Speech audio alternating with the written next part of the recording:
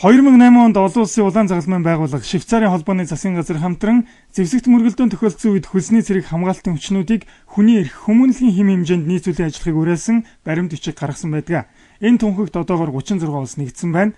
Манай улс энэ баримт бичигт нэгдээ орохоор судалж байгааг албаны хүн хэллээ. Одоогоор хувийн хамгаалалт хувийн цэрэг айрам гэдэг ойлголт манад хараахан дэлгэрээгүй байгаа.